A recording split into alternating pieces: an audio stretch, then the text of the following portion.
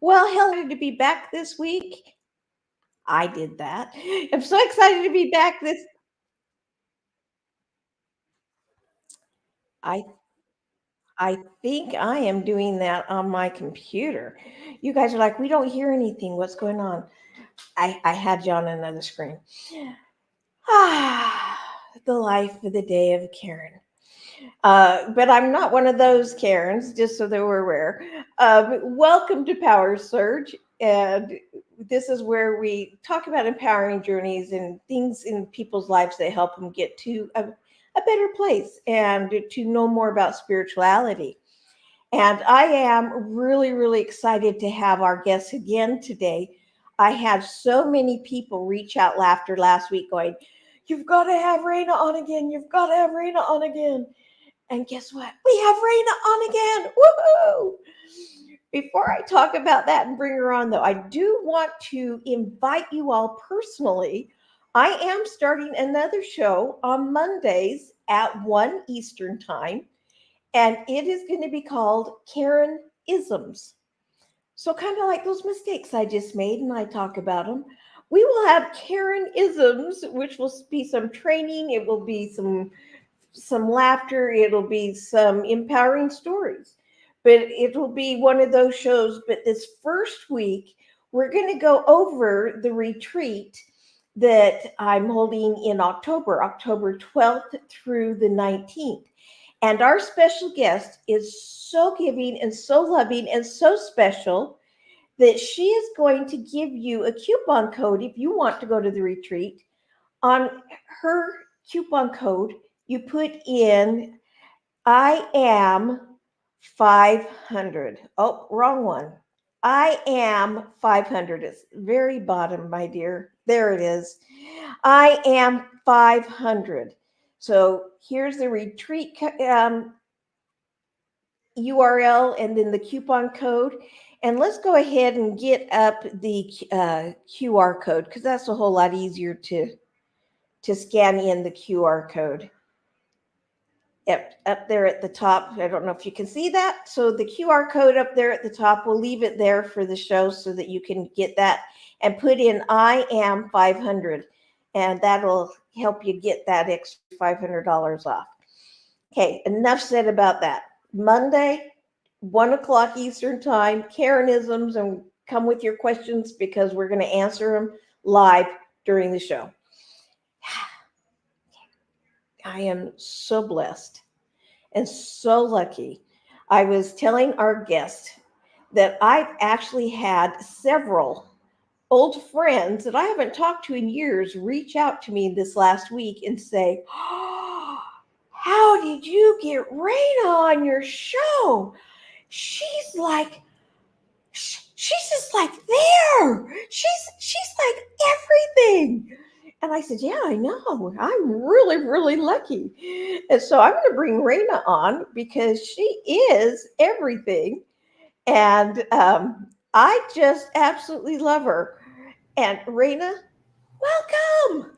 Thank you, Dr. Karen. It's amazing to be back, and thank you for that amazing introduction. I was blushing over here. You guys couldn't see it, but I was.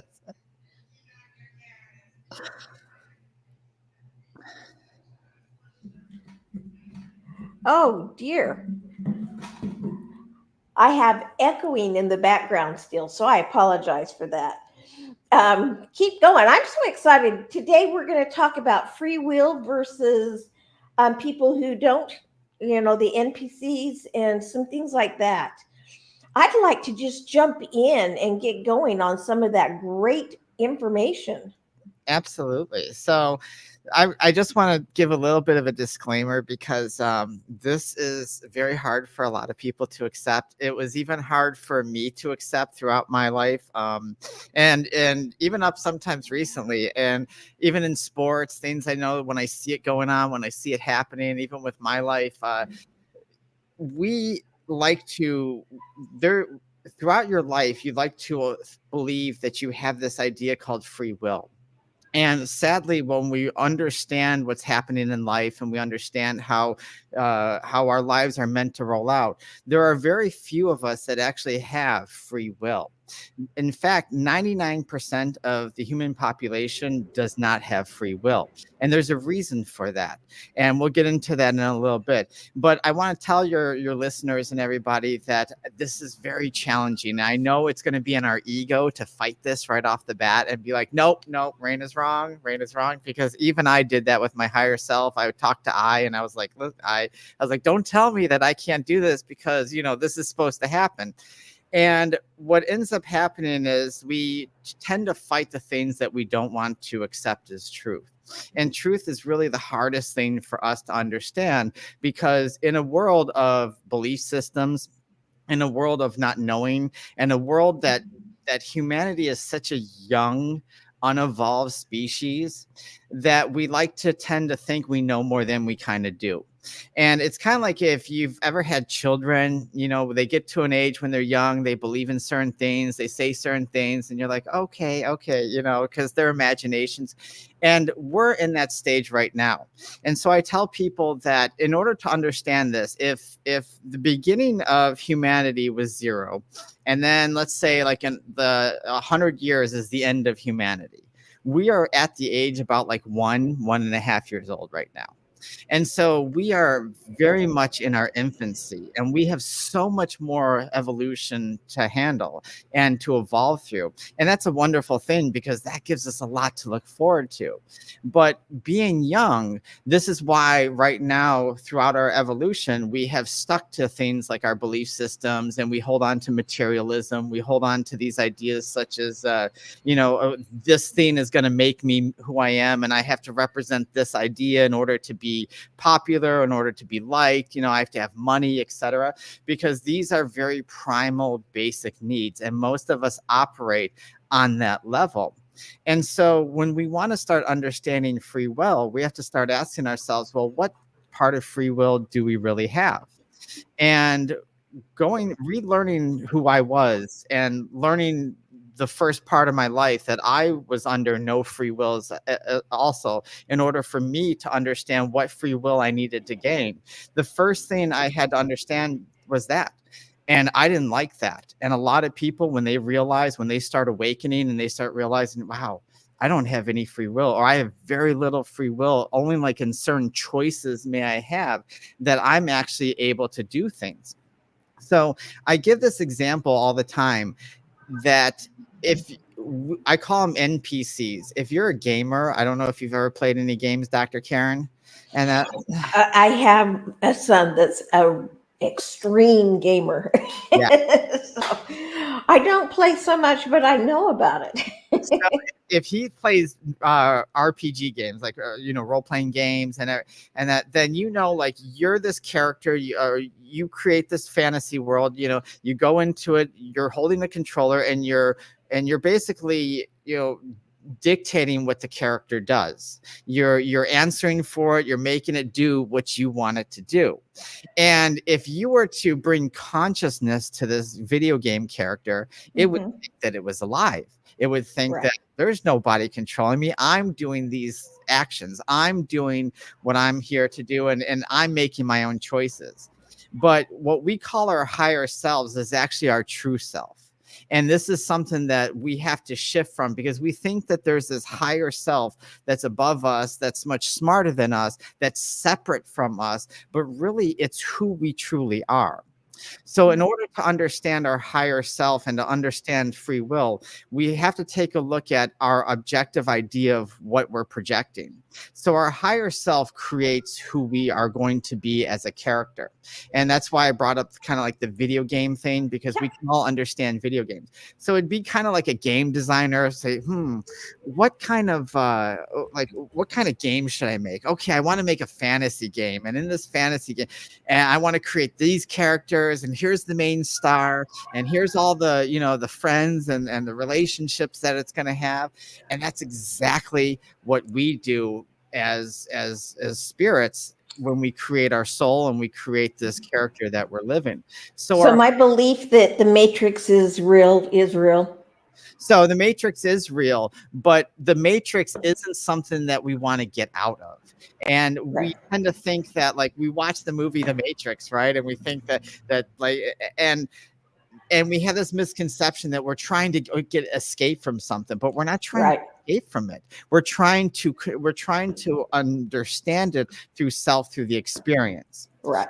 And so, like how Neo jumps into the Matrix, and all of a sudden he's controlling, and he's still controlling it from, him, but he's asleep in that side, but he feels like that world is real. It's the same exact thing. And so with our higher self, which mine is I am I. My true self is called I. So I have a conversation with myself all the time, and Caleb will attest to this. He'll hear me talking and answering in full conversations. And throughout my life, I would always be like, okay, well, if we have no free will, then what's the point of having choice? And that's something a lot of people ask me. So when we're building these characters, in order for us to gain understanding of self, we have to go through certain things. So just like a game, you have to fight certain bosses, you have to do certain tasks, you have to do certain things to achieve a certain goal. That's what our higher self is doing. Our higher self is making sure that we are dictating our life blueprint so that we can act out and do what it is we need to have done. And so we may feel like we're making our own choices and we're doing what we're really here to do, but it's actually not. We're adhering to our higher self and what it chooses us to do, and to our life blueprint. So would you kind of explaining it in Karen terms? Um, we have what we call our inner child, which we go to for fun and whatever. We've got our serious side. We've got our petty side. No, nobody should have that. They're kind of fun sometimes, but nobody should have that. Have whatever you want. I'm not going to judge.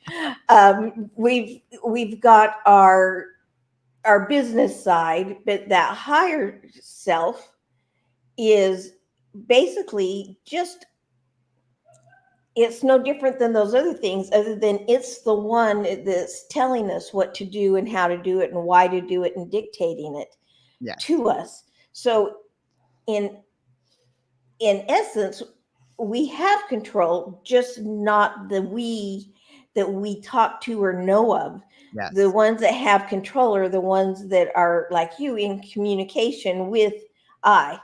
And Yeah. so if I were in communication with my higher self, whatever it's called, whatever it ends up being called, then I would at that point truly have choice, because then I could, my son does D&D. He's a dungeon master like no other. Yeah. And so they have to write out the backstory, and I watch them play. And I mean, those backstories are notebooks long. People come and I'm like, oh my gosh, this is just a character. Yes. But hearing you explain it like that, it makes more sense, because it's not just a character. This is them. And this is the character they want to play out. Yes. And they do. If the tunnel collapses, and then they go into their magic bag of tools and they say, oh, well, I'm going to use this and it's going to make me do that. Yes. Or something. And so that makes a lot of sense for people who may not be on that level of understanding the higher self not being the universe, but being us. Well, we are the universe, and we are everything. So there's no separation. And that's the hardest part, is if you see separation, it's because you haven't got to a point where you don't see the separation. And that's why you have no choice, because you're still trying to understand your who you are. And in order for us to understand that, we have to have someone in control of us, which is us. We're in control of us. There's no outside external God or demons or angels or anybody dictating what we're doing except for us. We create everything that we are. Like, I created this character, Raina, and I've been many different forms of Raina throughout my life, and I will be many different forms, in the years to come. And as I evolve, and as my understanding evolves, as I regain that knowledge, and as I evolve that knowledge, because the universe itself and who we are evolves, because that's what we're trying to figure out. We're trying to figure out all the infinite possibilities. But as you as a parent, when your child was, let's say, 0 through 18, you didn't give him a lot of, or him or her, a lot of choices, right? You kind of, raised them, dictated what they ate, dictated what they do, and that's exactly what your higher self does. When it understands that it has to start from the beginning and go through these things, the human that you are is very unevolved. That's why our minds are blank. That's why we don't understand what's going on. We don't know what's on the other side. We don't know what's happening. All we understand is this feels real to me, so this must be real. And as you go through life after life after life, you start to evolve a little bit. And so, like a parent, your higher self dictates what you're doing constantly until it starts okay, well, we're at a point in our evolution where I'm going to give you challenges, and I'm going to see if you can figure out to step away from these ideas, and to step away from this identity, and step away from everything, and make the choice to figure out who you are on your own. And that's when you start to have free will. And at first it's just a little bit, because if you haven't made that choice, if you haven't said, and you can't just make it mentally, you can't just say, you know what, I heard Raina say this, I don't like that I'm being controlled, I want free will. It doesn't work like that. Your soul has to come to a point where you're just like, you know what, I'm willing to face whatever challenges I'm willing to go through, no matter how tough they are. I'm willing to let go of whatever belief systems, whatever ideals I've held on to that either create chaos, suffering, pain, whatever. And I'm willing to open up and expand to new ideas, new consciousness, new levels of understanding. And when you get that here, and you really truly mean that here, all of a sudden, that's when your higher self says, okay, I get that on that third dimensional level. And so now all of a sudden you start to play with a little bit of free will. And the more and more you show that you're capable of understanding yourself, and you're able to put yourself through situations and face them without relapsing into judgment, anger, fear, holding on to materialism, all these things, then you start to become one of free will. The whole way you described that is fascinating. And having been a parent, and still a parent, and a grandparent, I like how you put, we don't give our kids a lot of choices. I was an odd parent, go figure. No, not you. No. But I made them learn. And so I gave them, this is the law, you do this. But then it got to, as soon as I saw that they were dependent upon me to make a decision, or they only did it because mom said so, yeah, I would change the games on them and say, it's your choice, but you have to live with the consequences. Yes. It's your choice. I don't care what you do. I love you unconditionally, but you have to live with the consequences. Yes. And homework. Funny example, but homework. I had 2 children that did their homework at school, put it in their lockers, and never brought it home.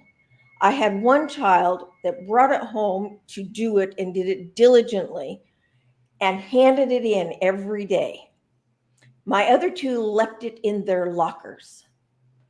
And so those 2 are getting bad grades. And the other one, who isn't getting it done quickly in classroom, is not getting bad grades. And the first time I just said, because I was always saying, turn in your homework, turn in your homework, turn in your homework. First time I just went, I don't care if you turn it in, it's your choice.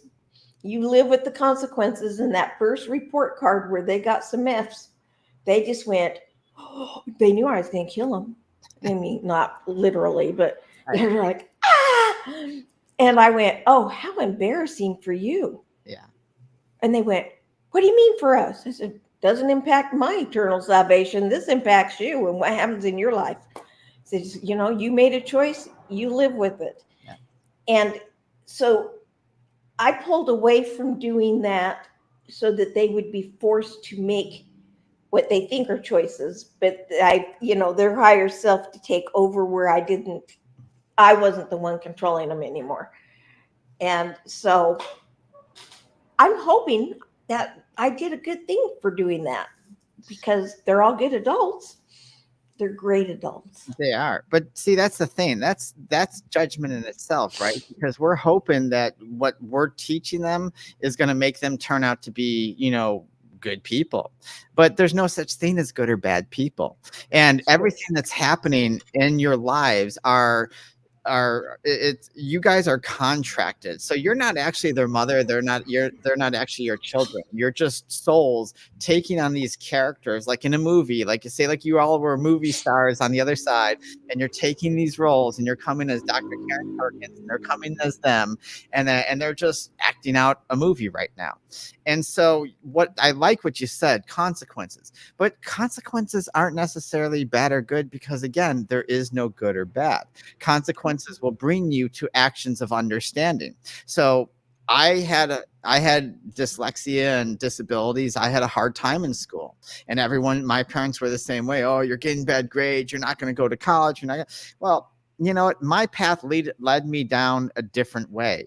I did not do well in traditional school, and yeah, but when I got tested, they realized that, oh, she's got disabilities and her IQ is really high, but because she can't comprehend what she's reading. And if you hear me now I read like a first grader. It's terrible. And sometimes even when I'm doing things, people snicker and stuff, but I don't care. I laugh at it. I'm like, yeah, but I have 4 degrees in medicine. I'm a doctor of Oriental medicine. And so what good do those grades do me? Nothing. Those just Right. me that at that level of schooling where I was at, and that made me push me to, well, okay, well, I know I want to do certain things in my life, and I know how this universe works. I know how this level works, where we have to do certain things and attain our puppy papers, as I say it, in order to, make it seem like we're important in life. And so I was like, well, I like medicine, so how do I do this? Well, I can't read these big thick books that they gave me. So I started watching, lectures, and I started listening to audio. I would record the teacher, with these things, and I started listening. So my consequences back then weren't bad or good, even though parents would be like, oh, you got bad grades, that shows that no, not necessarily. To some, yes, it'll lead them down the path that they're meant to be, and that's why they're getting bad grades. Other people, I know people that got good grades that are doing nothing with their lives, and that's fine. That doesn't make them good or bad people. It just means that at that point, it's diverging them to the path that they're meant to be. Right. And this is something that we have to learn to let go. And this is an attachment to conditioning, that when we don't have free will, we are conditioned to old belief systems, old ideas, and old ways of thinking that pass on fears to the people around us, so that they become conditioned, so that it acts in their non-free will, and that they go along their path. And Well, that makes perfect sense. Yeah. Keep going. I was sorry I interrupted that, because that was flowing so beautifully. Oh, that's okay. So we have to take a step back. And I always tell parents this. I go, love your kids regardless if they get good, bad grades, if they're doing this, if they get someone pregnant when they're young, if they don't decide to marry, whatever is going on. Love your kids, love your friends, love whatever. And that, because our judgments just show us our limitations. And when we judge others for what we think what people should have or should be doing, that shows that we're limited in our way of thinking. We're not accepting others, and that's an act of non-free will. That's being an NPC. We're not acting because we haven't realized ourselves that we're under this illusion of free will, but we don't have it, and we're just acting because we don't have an understanding of self yet. And that even brings you to the point of understanding through judgment. That makes sense. And I like to say I'm non-judgmental, but I know I am. Yeah, we I all judge are. myself all the time. And I judge that person on the motorcycle. I love motorcycles, but down here, what very few will get 2 guys on a motorcycle, and one jumps off the back and will smack your phone right out of your hands, and they take off, because phones are something they can sell for a lot of money. Yeah. And so I judge when I see two guys on a motorcycle. Do I need to, hold on tighter to my phone? Are they going to do this? And you know, if I don't want them taking my phone, don't take it out. You know? And we learn, right? I mean, instead of judging, are these guys going to do this or not? Why don't I just not even put the temptation out there? And if they take someone's phone, they're feeding their family. Yeah. And if that's what it takes, and I'm not encouraging anybody to do anything with or without the law, but I think if we had an understanding of why people did some of the things they did, Yes. we would not put them in that category of they are bad. Well, and you hit it right on the head. We don't have an understanding of what people are doing, including ourselves. And that's part of non-free will, because most people live life thinking that we're supposed to live a good life, that we're supposed to live by laws, and we're supposed to appease a God out there. And if we don't, then we're going to this terrible place, fire and brimstone, where we're going to get punished for the rest of our existence. And how I don't want to say the word sad, but how limiting is that idea? How much destruction does that create in our own selves? Thinking that we're out the gate, we're already screwed up, and that we got to constantly do these things and jump through hoops and walk this fine line, because if we don't, then all of a sudden bad things are going to happen to us. And we have to go through that, because we have to understand that there's no such thing as good or bad, right or wrong, positive, negative, backwards, forwards, better, worse. Remember Raina's 5 no-nos, and in order for us to evolve, we have to go through that judgment. So when people come up to me and they see the ankh that I wear, and then they think it's like the devil or something like that, I educate them. I'm like, actually, no, the ankh is part of the flower of life. It's actually a geometric pattern. It actually represents the unity of life and the cycle between life and death, and masculine and feminine. And it was used of great power, great vibration, and it still is. And then people like kind of take a step back, and some will be like, just go about their day, because their consciousness is not ready to hear it. And that's the key. You will be an NPC, and if not free will, as long as you're not willing to hear something new. If you're so bent on being stuck to what you've been taught to believe, and you're unwilling to change and evolve, if your belief systems and thoughts are the same as they were 10 years ago, then we're an NPC. And that if you're not constantly questioning yourself, questioning what you think, even me and I go back at it. And that, because when I'm trying to understand it, and even that free will, when I was younger, I was like, don't tell me I don't have free will. I'm going to go out and do this and prove to you that I don't have, that I have free will. And in that act, I was showing that I didn't have free will, because I was trying to prove it. Right. And it wasn't until I got older that I was like, okay, I'm willing to listen to and accept things that I may not like, that I may not want to accept. But the moment I did, that's when the freedom came.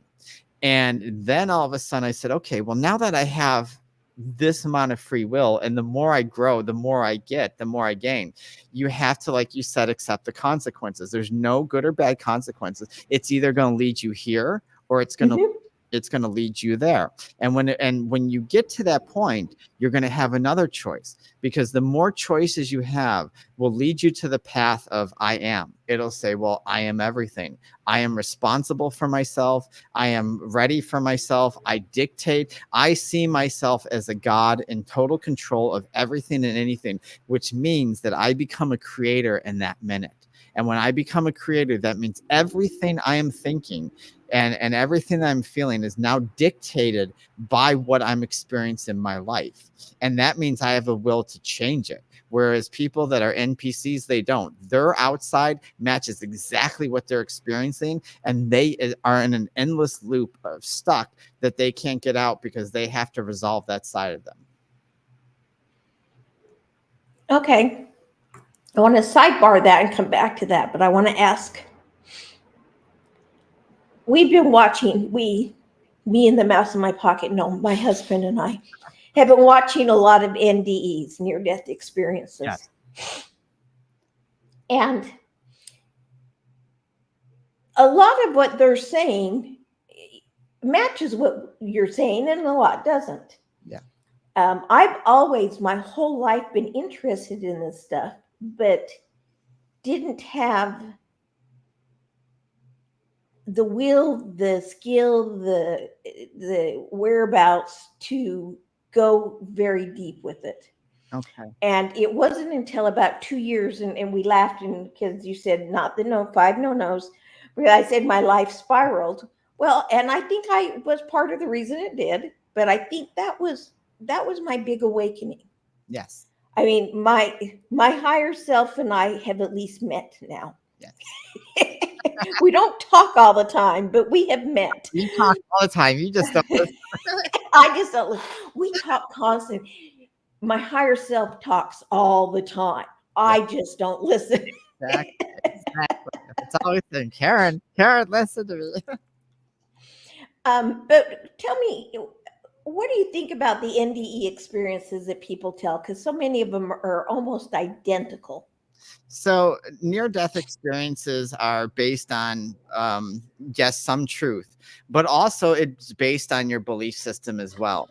So where some people believe like angels are real, like they'll like when I say, oh, I got a tattoo of Metatron's cube, and you can't really see it because I can't line up the camera right now, but they'll say, oh, Archangel Metatron, oh, the right hand man of God, and it's like, no, like when we're young, we believe in certain things because we're told to believe in that. Just like when I went to Catholic school, they were told, no, you have to believe this is God, this is Mary, this is this, and these are people, but they're not people. Like archangels aren't people. Like Metatron is like an archangel of information. It's an energy. It's like almost like since we're consciousness and we have to branch off to do certain things, we create energies to send information to understand, to here on Earth and to other planets so that we can evolve. So it's not really, so when we say it's a messenger of like a God or a God, and then what we're really saying is we're saying that like it's information that's coming here from ourselves, which we are this idea we call God, that comes here so that we can learn to evolve. But in order for that, so what with the near-death experiences is that if someone is less evolved than, and I don't want to say that because I don't like the way that sounds either, but if someone's younger in their evolution, let's say that, and they have, and they believe certain things, let's say they believe in like Jesus and that, well, you're not going to see something that somebody else understands because your brain isn't going to comprehend it and you're going to resist it. That's why people who die, who believe in certain things, maybe like Allah or maybe an Egyptian god or something, they'll see that idea because that connects them. They'll accept that more than if they see something that they don't believe in. So if someone says, well, I don't believe in this God, I don't believe in any God. Well, imagine what would happen if one of the gods, like one of the 3,000 gods and goddesses that are here on Earth came to them and said that they would reject that idea. So during near-death experiences, yes, we have this consciousness of separation because our body is not really like attached to us. It's only like energetically attached to us. And so when we have this experience, our experience through near-death experiences based on what we can comprehend, if that makes sense. So that's why there'll be some similarities to near-death experiences, like, oh, I felt a pull and I saw this white light. It's not, it's kind of like that, but what the human brain is trying to comprehend and what they're experiencing, that's how the human brain does it. So when they go over there and they say, oh, I saw angels and I saw this, or I saw the Egyptian god, Bastet, and that we create that so that we can handle what we're experiencing. Right. I think the thing that fascinates me. See, I speak dyslexically. Thing that fascinates me from the stories that I've been hearing, Yeah, is that it's all energy, and that when you think, you don't speak, you just know. And that there is no beginning, no middle, no end of time, that it's all just there. It's just there. Yeah. And that fascinates me. when you go to the ninth dimension, that's where like what we call like the dimension of God, where when I meditate and I go there, I see I'm there in complete darkness, but yet I know everything that's going on all at once, and I can hear and see everything, but also I'm just there with myself. And so these ideas will grow as we grow ourselves too. So the fascination with near death experiences are fascinate us because in reality, we all kind of like, as humans, we all like, well, what's next? Because that gives us comfort. It's the reason why people believe in a separate God and a place called heaven and all that stuff, because it comforts us. Because truth be told, people don't know what's going to happen to them. You can believe all you want. You can say, I totally believe in that. But I've worked with hospice for 9.5 years. And let me tell you, when the Grim Reaper is approaching and they know it, you could see the fear come into their eyes. You could see like they question everything. They ask me, they'll be like, what's really going to happen to me, etc. And they could be the most structurally faithful or spiritual person, but when that moment comes, it truth shows we don't know. And so what we have to understand is it's not like life and death is not really like, it doesn't actually happen. Yeah. Like it like you don't really die. Like when we see it here as someone dies, their body falls to the ground, whatever happens, we find, they've passed away in their sleep. But when you actually, it's kind of like your soul like kind of pops out from inside and expands outward and flips. And all of a sudden, that's what we call death. And now you're a spirit. And then when we're born, it kind of goes back into itself, and then we create a life. So it's kind of like like there was toys back in the 80s where you can turn them inside out, and then you could turn them back in. It's similar to that. So our question for death is us trying to understand the cycle that always happens. Well, that makes sense. I appreciate you taking the time to talk about that. Before we come back to the trapped and endless cycle of suffering, I want to talk about fate and the misconceptions that we have about spirituality, because I think you've hit on that some with this last topic. Well, fate is just what we kind of said. Have you ever done something and you don't know why you did it, and you're just like, why did I just do that? Like, what was that? All the freaking time. I'm like, what possessed you to do that? That was fate. That was your higher self making you, with that little controller, making you do something to cause an experience in your life. And so we think of fate as something terrible because we hear fate, fate versus free will. Well, I want free will. Well, yeah, but you need fate in order to have experiences, whether you perceive them as good or bad. That's going to create the emotional chaos and the judgment and everything. But like when I got into that little fender bender out there, I was sitting there. That was fate. I wasn't doing anything. Someone hit me from behind. Her foot supposedly slipped off. I think she was on the phone, not paying attention. And when I went to ask her for information, she reacted crazy and was like, oh, no, I'm not talking to you, and ran into her car, locked her car, and then tried and so her fate was to react that way and to get there so that it causes more chaos in her life because she doesn't understand the idea of responsibility. And when she popped back out of the car, she's like, well, our insurance is going up. You're being unfair. I was like, ma'am, you have to take responsibility for your life. And she did not I don't want to hear that, and ran back in her car again.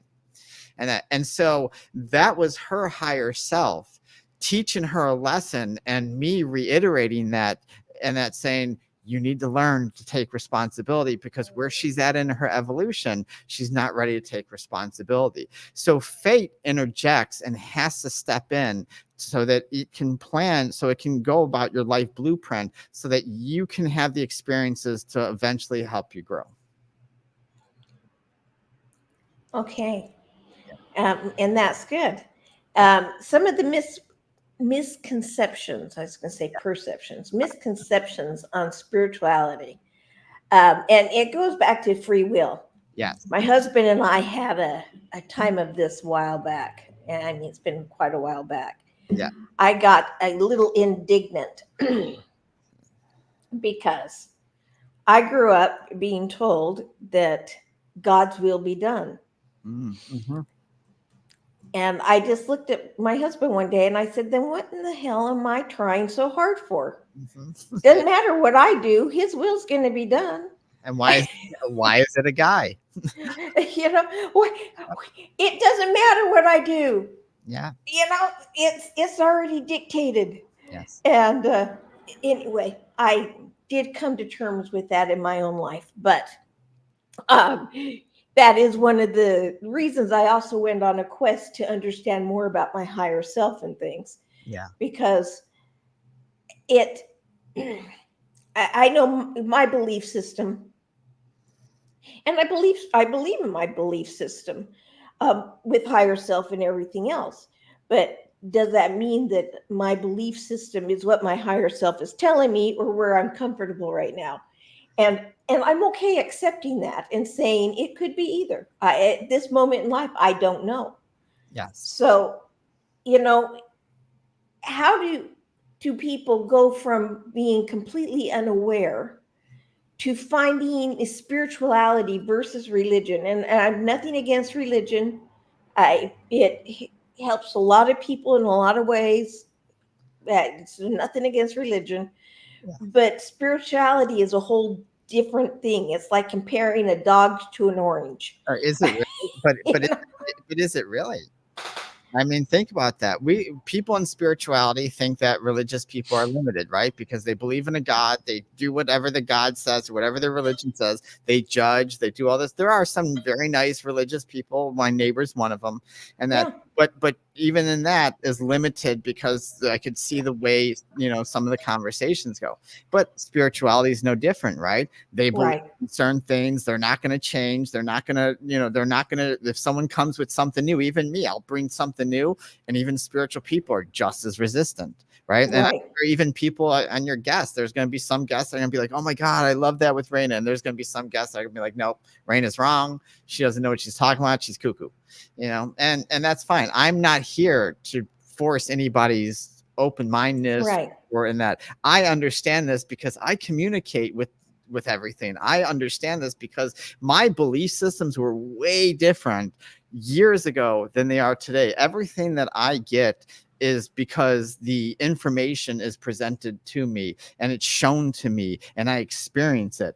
And when you said, well, how do I know like with my belief systems versus being well, that's the thing, is if you want to no longer be an NPC or have non-free will, you're always going to have fate. Even with me, there are certain times you'll see something that's meant to happen in my life and I go totally dumb and I'm like, and all of a sudden it happens and then it snaps me back into reality. I'm like, oh, there it was meant to be. And now I have to handle the situation. It was like a test. Okay, here's the test that's presented to you.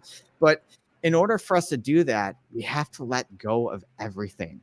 So if I stripped away the doctor, if I stripped away who you used to be in business and the marketing and everything else, I stripped away your mom, you being a mom, and I stripped away your belief systems, angels, everything that you're taught, a God and everything like that, who would you be and what would you know? If you were born and I placed you on an isolated mountain or an isolated island and there was no influence whatsoever, who would you be? And so I understand who I am because I Uh, stripped away all that. The person I used to be and the way I grew up was way different than who I am now. I don't right. I don't teach belief systems. This is not my belief system. This is information that's presented to me through the universe, through myself, through meditation, my guides, everything, which is still me. And, Right. and as I evolve, the information changes and evolves too. Right. Well, and like you said, if you took away the doctor, it's not who I am. It's something, one of the many things I accomplished in my life at some point. Yes. It helped me greatly in business because I had a degree in the area in which I worked. Yes. And so for 20 years, everybody who knows me as Dr. Karen Perkins. Yeah. And I always say, just call me Karen. Yes. That's something I did. I am Karen. That's who I am. I am not that. Yes. And I agree with you on taking away being a parent. How often do parents say, I am Joey's mom? Or instead of saying Joey happens to be my son, Yeah. Yeah. because we are other people's something, and we are these other things. And Yes. so that was a wonderful question, and I think it's a good one to ask, have everyone really ponder in our audience. It, Karen, it's such a hard thing. It really is, because we are creatures of habit. Our brain works with attachments. It works in association. It says, our prefrontal cortex is like, okay, what am I observing here, and how can I associate, with a smell, touch, hear, whatever. Because if I say, if we hear like an old jingle from something, it'll bring us back to 1982 when this happened. Or we go to here, we like, our brain works that way. So it is very normal for us to be conditioned to us adapt to something that may be not true, and we do it all the time. If we hear something enough, our brain says, well, I hear it enough by enough people, so it must be true, so I'm not even going to question it. And that's the death of who we are as far as free will. Because as long as we believe in the things that we're taught here, as I said in the last show, like the third dimension is meant to place a lot of illusions, a lot of mistruths, and that's so that we stay trapped in this like endless cycle. And when we talked about the Matrix earlier, we're not trying to get out of it. The Matrix is meant to trap us, to keep us here, so that we can I always use the Rubik's Cube. You remember the Rubik's Cube from? Yeah. Okay, so you mess it all up. At first it's perfect. You mess it all up and there's colors everywhere, right? And then you spend a lot of time flipping it, turning it, spinning it, and hopefully sometime down the road you figure it out, right? That's exactly Yeah, that's where you pull all the stickers off and then move them around. Yeah, just take off the whole face. Just kidding. Just kidding. I'm sorry, I interrupted you. That was rude. But you said that. It's like, yeah, I figured it out. I have That's the only way. Yeah, you have no clue how many people I know that have done that. That's why it's so funny. I really didn't, but I did never figure the cube out either. Well, but that's the funny thing. If you understand the Rubik's Cube, it's a simple pattern. You got to spin it a certain way once, another way another time, another way another time, and back another way. And you repeat that pattern. And with a short amount of time, it goes right back to